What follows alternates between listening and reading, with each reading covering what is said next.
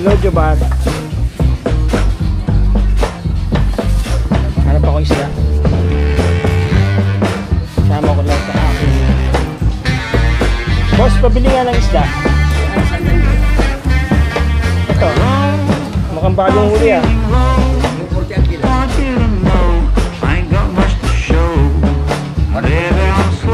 Plus 240, 312. Oh, galing ah. Oh, magkano tawad ko?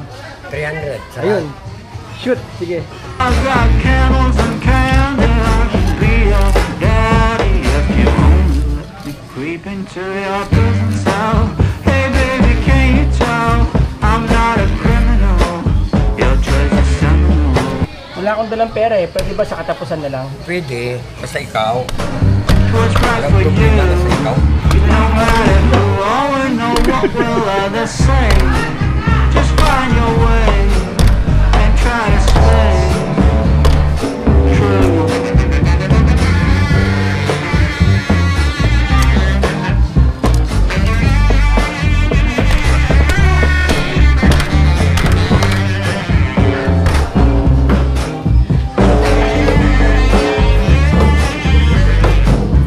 Speak low, stand in your road. Dati ang vlogger. Try not to show Nag-vlogger. this life's a show. Maabot Try ang not to saan niya. go Ito. way down below. Kaya mas hindi makasalanan sa tawad niya. And that's the place where you would like to go. I've got cigarettes and brands. Ano, lahat may kapalit. Oo, hindi pwedeng ganun-ganun na lang. Dapat meron ka palit. Ito. Pinakamakulit na... Pag nagbigay ka puso, Anong kapalit? Puso din. Ano kayo ibang kapalit eh? ikaw naman. Akala ko po. Ne? Mahirap naman yun yata. Kaya lagi, Nagpa-vlog siya. kaya lagi kang pinapatukan Abi eh. Siyempre. Kaya anong gusto mong kapalit eh. Ito.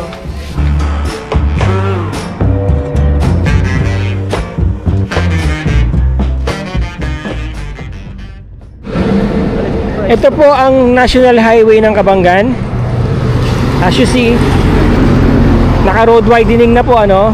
May mga poste na, may mga ilaw na dyan. Meron na ring kanal. About 300 to 500 meters andun na po kayo sa downtown ng Kabanggan sa munisipyo. 3 minutes drive. Nandun na po kayo sa downtown Kabanggan. Ito yung property na binebenta hanggang dun yan. Meron 7 lote dito na binebenta. Ang size ay 2,000 square meters average. May 1,930 plus. Merong 2,000 na 2017, ganun. So more or less 2,000 square meters. Ang frontage niya, ito po, nagsisimula Mohon. Ito yung Mohon. Asan yung Mohon? Ito Mohon, ano? So imagine niyo yung 20 meters na frontage. Lakad ka nga dun, sir, hanggang doon, 20 meters. 1, 2, 3, 4, 18, 19. Yan! So yan ang frontage na lumalabas mula dito hanggang doon ang frontage niya, 20 meters. Tapos diretso ay 100 meters. So aakyat pa yan ng konti doon. Now may areang may mga slope, ano, kagaya nito. Kung ako ang bibili, ito ang kukunin ko. Ganda oh. Hanggang doon po yan. May area din naman na may tinamaan ng kalahati ng slope. Ako tingin ko ito magandang area na to. So another 20 meters, second, third slot maganda kasi meron kayong makukuhang malapad na plane tapos may slope dun. Kaunti lang. Konti lang, no? Yan. Hanggang dun po yan. Meron naman buo din na 100 meters malapad. May konting umakyat ng slope. Okay, mga boss, mga sir. Tignan po natin sa drone yung property.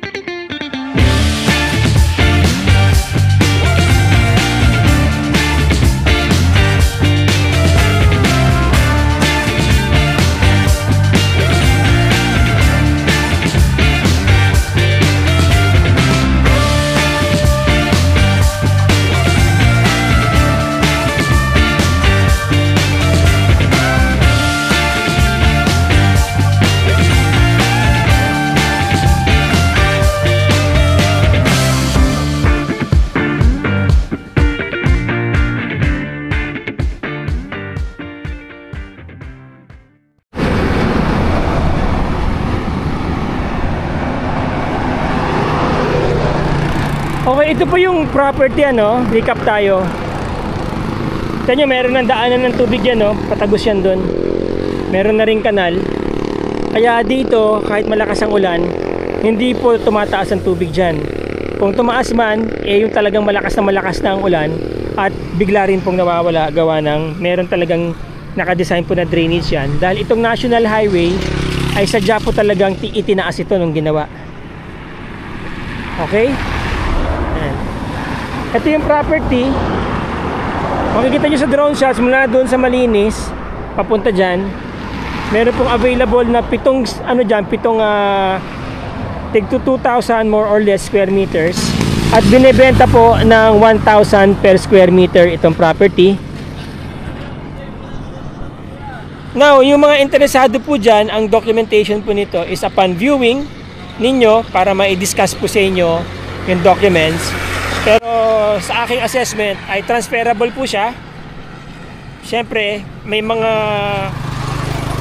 lupa talaga na noong mga unang panahon ay hindi na iayos ng mga may-ari pero wala naman pong ibang claimant. Okay? Kailangan lang dumaan sa proseso. Goods po itong property. Pwede niyo po itong ma-acquire po. Dadaan nga lang sa proseso. Okay? 1,000 pesos per square meter, mura na po 'yan kasi commercial area na po ito. Dineclare na po ito ng Kabanggan lahat ng mga nasa National Highway as commercial area. 100 meters from National Highway are declared commercial area or commercial areas yung mga properties na yon. Again, dito po ito sa Kabanggan, National Highway, about 4 hours drive from Metro Manila, 3 minutes or 5 minutes drive to downtown Kabanggan. 2,000 square meters po ang available, 1,000 pesos per square meter. So lumalabas na 2 million ang lote or less. Alright?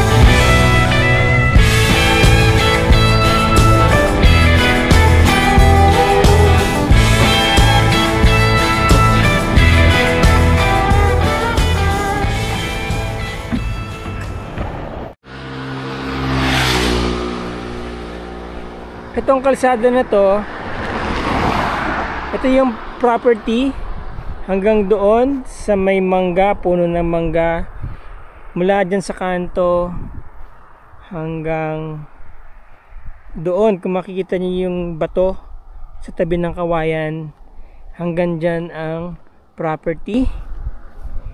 Ang frontage ay nasa 57 meters mula dyan hanggang doon. Nagpas ng konti doon sa may bato, no? More or less 57 meters ang fronting National Highway.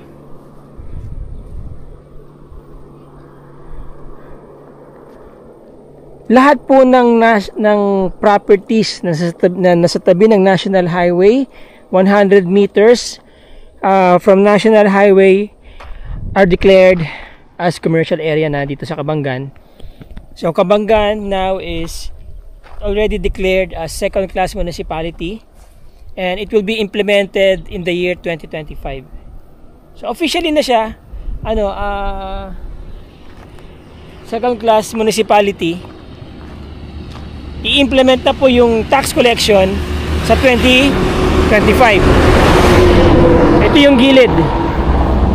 Meron ng mga ilaw ng barangay, papunta yan doon, paikot.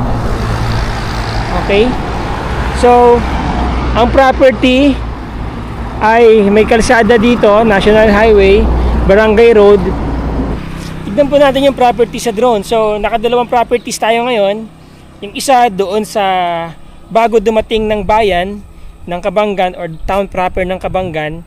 If you are coming from Manila, paglagpas nyo po doon, ito naman yon. Ganun din, about 3 minutes to 5 minutes drive away from downtown. Ito pong property na to. Tignan po natin sa drone. When we wake, hear the birds and see the sun. Side by side our fears are done. Oh, the good times just begun. Oh, we know what we have, let's hold on tight. Found what we're looking for in life.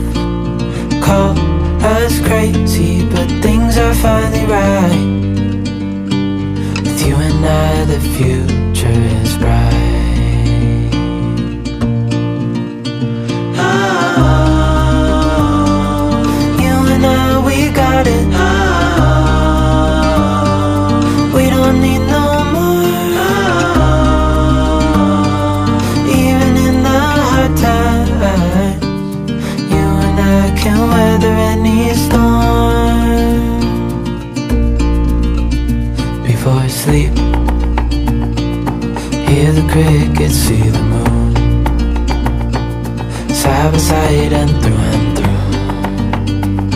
No limit to what we can do. Oh, we know what we have, let's hold on tight. Found what we're looking for in life. Call us crazy, but things are finally right. With you and I, the future is bright. Alright, iyan po yung sabungan ng Kabanggan. Kabanggan Coliseum. Yan. Bago lang yan. This year lang yan nagsimula. Ayan, ito yung property. Okay, recap po tayo dun sa dalawang properties, no? Yung nauna, yung merong 2,000, more or less 2,000 per square meters, ay selling for 1,000 pesos per square meter. Kaya yung property po doon sa una ay nasa 2 million, more or less, ano po. Ang documents po, upon visitation, kung interesado kayo, doon lang po explain sa inyo kung paano yun matatransfer sa inyo, no? Okay, at may nakausap naman na po silang lawyer doon, at yun naman daw ay transferable. Dadaan nga lang sa proseso, ano po, at wala namang ibang claimant doon. Nagkataon lang na hindi agad na i-transfer po yung property from mother title. Okay, ito naman pong nasa tapat na sabungan. Ang size po ng lote nito ay nasa 4,306 square meters. Asking price po ng may-ari ay 5,000 per square meter. So lumalabas na 21,530,000 ang asking price po na may-ari sa property na to. Alam nyo, maganda po sa mga properties na na-vlog natin ay nasa tabi po sila ng National Highway. Ang National Highway po dito sa Kabanggan ay dineclare na ng munisipyo as commercial area. Kaya kung halimbawang may mga nakapangalan pa dito o nakalagay pa sa agricultural area, ano po, agricultural classification, pwede na pong ipa-convert yan into commercial area, no? Now, yung asking price po dito ng mga may-ari, especially yung 1,000 per square meter, no, ay mababa na yon. Ito naman pong 5,000 square meters dito ay fair market value na yan, ano po, dahil kita nyo naman sabungan na yung nasa harap niya. Maganda na po itong lagyan ng commercial establishments o gawing business spot or business area itong location na to. Okay? Yung pong mga interesado sa property, mga boss, mga ma'am, mga sir, kontakin nyo lang po ako, tawagan nyo ako, text nyo ako, PM nyo po ako. Andyan po ang aking contact details, Viber, WhatsApp, Globe, at ang aking email, yan po, rncbarakyas@gmail.com. ang aking Facebook link kung gusto nyo akong i-message sa Messenger. Nandyan po sa ang Facebook link ko sa description below. Tawagan nyo po ako, text nyo ako, PM nyo ako. Kung hindi ko po kayo masagot kaagad up front, I'll make sure I'll get back to you within 24 hours. Okay? Please leave a message kung ano po yung concern nyo. Again, maraming salamat po sa inyo mga boss, mga ma'am, mga sir. Till the next video. Ciao!